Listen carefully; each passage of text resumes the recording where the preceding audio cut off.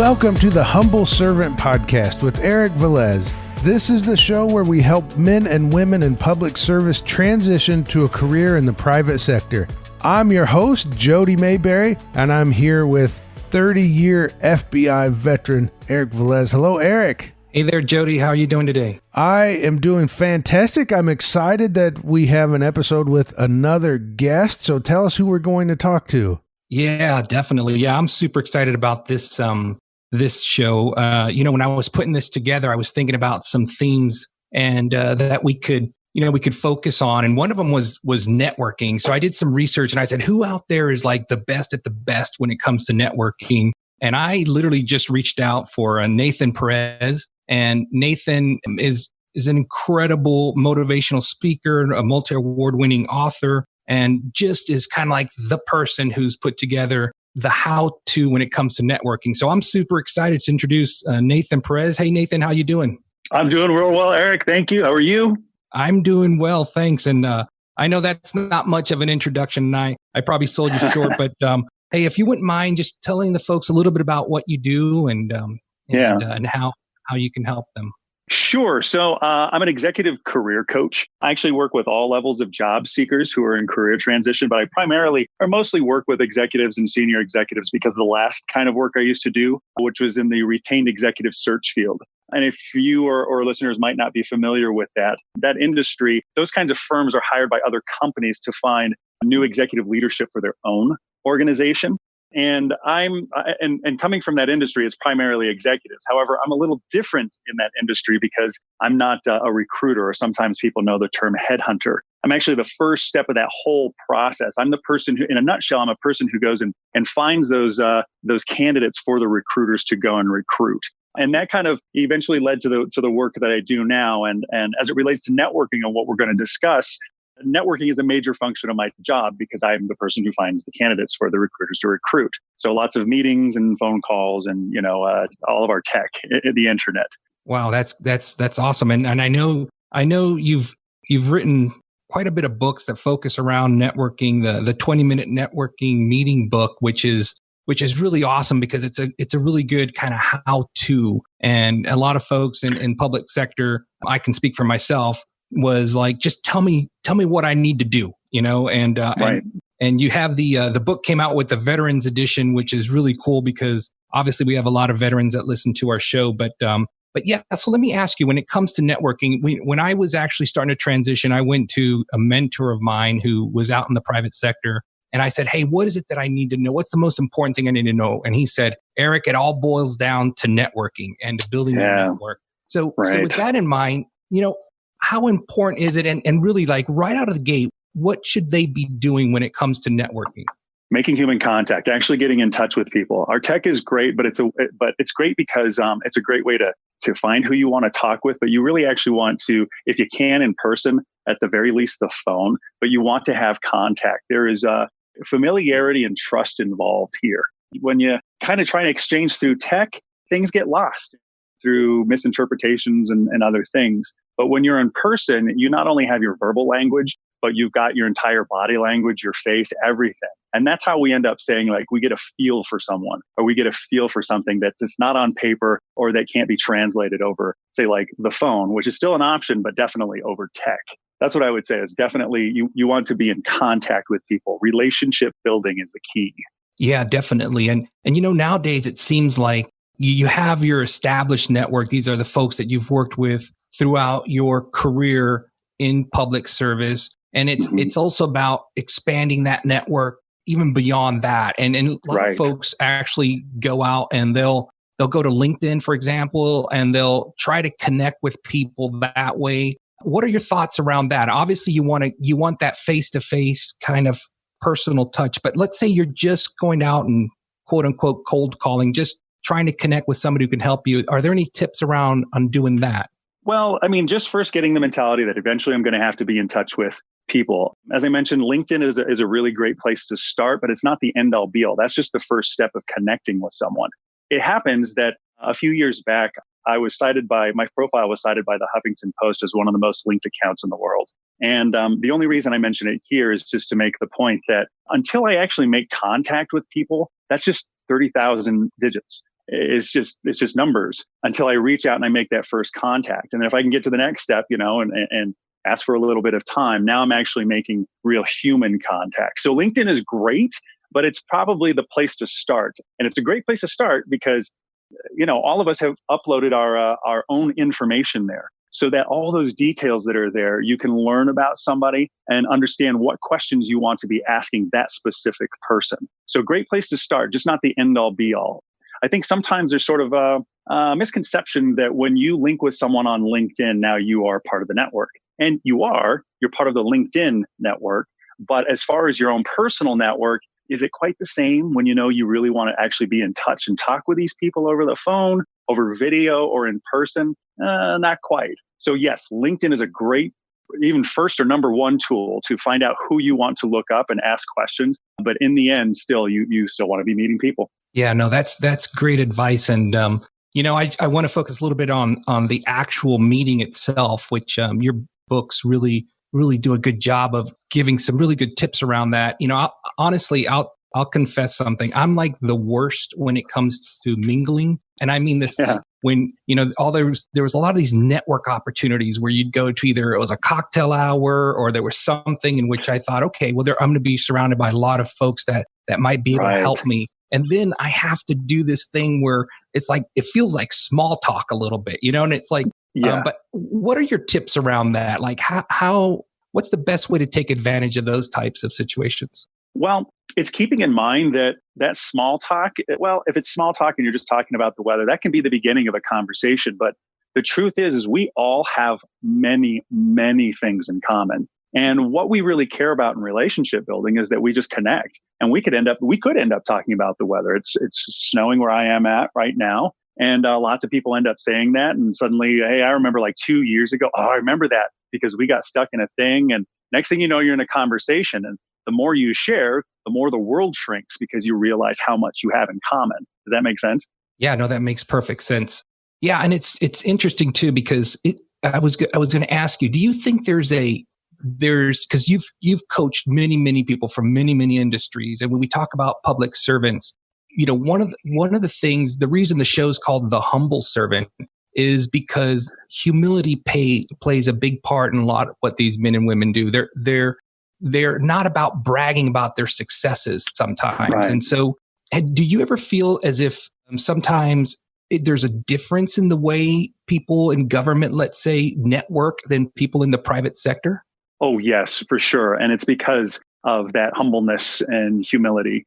And the funny and ironic thing about it is that that's what's so valued so much in the corporate world, is that someone who can do what they need to do and know that that's just what they've got to do. And at the same time, in order to succeed in corporate, you have to put a foot forward and you have to be able to say, I can do these things and here's how, here's why.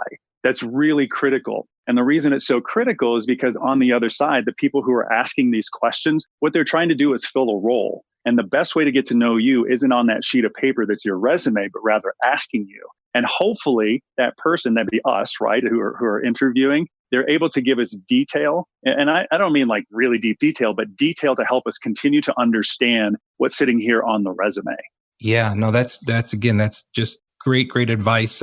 Hey, Jody, I was going to turn it over to you, but I wanted to ask one last thing, or just mention one last thing was, when reading the book, the 20-minute networking meeting book, the Veterans Edition, it's probably in a lot of the different blogs and things that you've actually put out there. But, there's some really good advice. And one of them that really caught my attention was something that I didn't think about. And that's about, when we give thanks to folks, like we say, hey, thank you for taking the time to meet with me and so on. Right.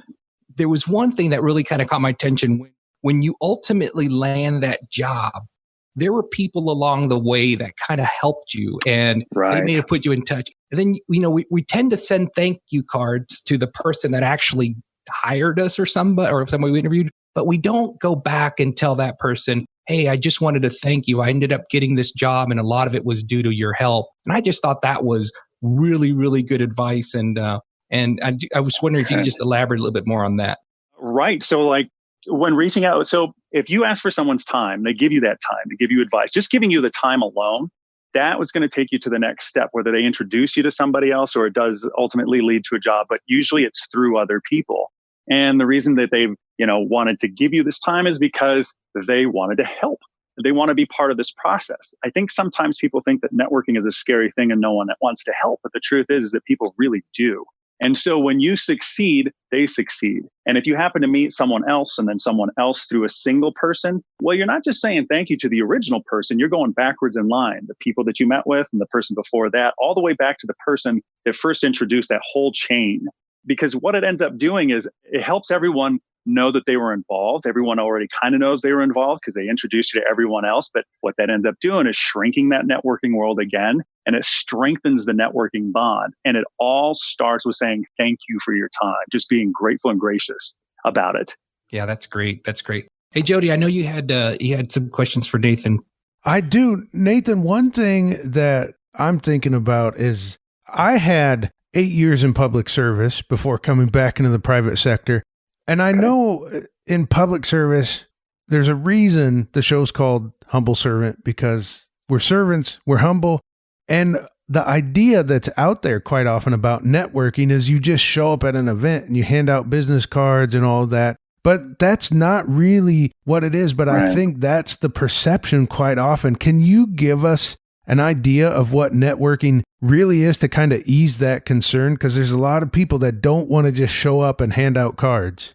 Right. So networking, in a word, is just about information. That's all you're really doing, is exchanging information. Even if you're talking about the weather, you're exchanging information. If you go to a networking event, the idea isn't to pass out and collect a bunch of business cards, hoping to make contacts, right? But if you listen to that word contacts, what you're doing is making contact. And what we're talking about is making connections. There's a significant difference between the two. So you can just erase the worry about going to an event, passing out a bunch of cards, collecting them, and hoping just by sheer numbers that you end up making a connection later on. When instead, so for instance, when I go to an event, I don't work a room. I will talk to, of 100 people that are in the room, I'll talk to maybe 2 to 3 at length, just depending on the event, maybe more sometimes, but usually around that much. And what I feel is that instead of it being a numbers game where you hope something catches, instead you're narrowing it down to that one person, and then you talk at length. The more you talk at length, the more that develops trust. The more trust, or rather, I said more familiarity. The more familiarity, more trust, right? And now you both walk away feeling like I would totally have a longer conversation with that guy or girl again. So does that make sense? It's more about the connections than it is the numbers. Quality versus quantity. So don't worry about so much about going and working in a room. Connect with a few people, and keep in mind those few people that you talk to know a lot more people, each one of them. And if they've had a really great at-length conversation with you, and I don't mean 20 minutes, it could be like 10. That's kind of unusual sometimes for a networking event. Then I just lost my track of thought, guys. Sorry. Well, that happens. Well, I like where you're going with this, because when I go to an event, there's 2 things I keep in mind, because I know, well, here's the first thing, that you could be one relationship away from meeting the person you need to meet for the next thing. So you don't know who that is. So the more people you meet, the better it's going to be for you. And when I go to an event, whether it's a conference or anything like that, I say, okay, I know there's going to be, let's say 400 people there, but I don't care about the 400. I don't mean that in a bad way. All I really care about is 3 people. If I come back from this having met 3 people and had a good conversation, then I've made the most of that event. And it's not scary to think all I need to do is meet 3 people. When you think, oh my goodness, there's 400 people here, that can get a little intimidating. But if you're thinking, all I need is to meet 3 people, I think that changes. Yes, absolutely. Here's another thought. It turns out that those 399 other people very much feel the same as we do. Almost always. It's why we listen to podcasts such as The Humble Servant. It's why we do any kind of professional development, is because we're trying to figure out how to get to the next spot. If you can keep in mind other people are kind of uncomfortable too, that makes it a lot easier, because we have this mentality, we're in this big room, what am I going to do? And everyone else is too. You'll find that people really love it when you make the first move, because they're confused and not sure how to make the first move. And then there you go, you're off and running. People tend to be grateful that you even started the conversation. That is such a good point because, yeah, they're in the same place you are, just hoping somebody talks to them. And if you make the first move. I have one last question for you. If you are like Eric, you spent 30 years in public service, and now you're coming out into the private sector. He made his transition from the FBI to Disney. So when you're making a transition like that, is there anything that a veteran, former FBI, former police officer that needs to know about networking out in the private sector? Yes, one specific thing. So networking works the same no matter where you go or what kind of networking it is. But for people who have been working any kind of in service or as a service member, it's your translation of skills. It turns out that the military and many other service professionals use a different lingo and terminology than, say, like the business and corporate world, which is not to say that those same skills and things do not exist in the corporate world. So the biggest the biggest challenge is around the translation of those skills. And these books, that's not what they do. They show you very specifically how to network. However, almost everywhere you go that caters to where you've just been in the military or otherwise will have some kind of skill set translation tool on a website. You can just go to the Department of Defense and start narrowing it down from there. But that's the one trick, is that people will go, so you were in the military? And people who are not familiar with the military kind of shy away and go, I'm not going to know anything about it. However, when you put the skill sets into more civilian terms, then people understand quickly. And lots of times service people have these really advanced skill sets because in the military, there's newer technology and all kinds of other things. And suddenly people who are in service find that, oh my gosh, I'm not only qualified, I've got like a real high skill set. It just turns out corporates can't really understand without that translation. So that's probably the biggest thing. So Eric, when you hear that, having made that transition, what do you think?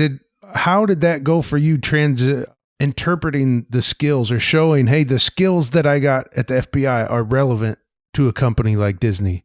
Yeah, Nathan just is spot on. When I was specifically in the process of interviewing, and I would interview with different people, whether it was the general counsel or whether it was the HR representative, I needed to make sure they understood what, for example, I led a task force was. Obviously they know what a task force is, but do they know really the elements behind that? And the fact that, for example, it was a very collaborative environment with a lot of diversity of skills and things like that. These were terms that they could relate to. So it is about understanding how to get that message across to them. They may not even know how to ask you a question or even follow up if it's not put in a way that they can understand. Yeah. So definitely. And, Nathan, you have provided so many great tips to the folks here. And one thing that I just wanted to elaborate on that you mentioned is, sometimes there's this fear that, I don't want to reach out to them because I'm bothering them.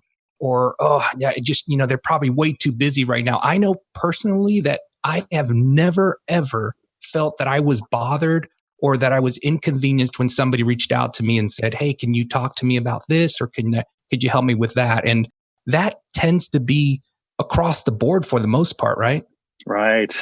It is actually. It's whether it's service or it's corporate, it's the same thing. People, it's like we were talking in that big networking event, how people are feeling, and when we have this perception of bothering people, well, yeah, I mean, look, people are busy, but aren't we all? And so who does take the time? And I think that's the big point, is that time more often than not is the deciding factor to accepting networking requests, because people get burned. Suddenly it was an hour and that hour really didn't go anywhere. And who has an hour? And so forth and so on. You shrink it down a little bit and you get organized, and that changes entirely. But the truth of the matter is people really want to help you. It just has to be a good use of time. If it's a bad use of time, people tend to shy away. Yeah, definitely. And Nathan, I want to thank you so much for taking the time to be on this show. I remember My pleasure. when I reached out to you and I asked you, would this be something that you'd like to do or be interested in doing? I knew I was reaching out to somebody who was extremely busy, and it was an absolutely, yes, I will do this. And you've been so awesome at accommodating your time for us. And so again, thank you for everything and for giving back to these heroes. Yes, my pleasure. Thank you, Eric. Thank you, Jody. Well, Nathan, you've been tremendous. And if anyone's interested, where can they find out more about you and what you're up to? You can go to the website, nathanaperez.com, and there you can read about me, but you can also learn about the books. Fantastic. Thank you, Eric. Thank you, Nathan. And thank you for listening to the Humble Servant Podcast.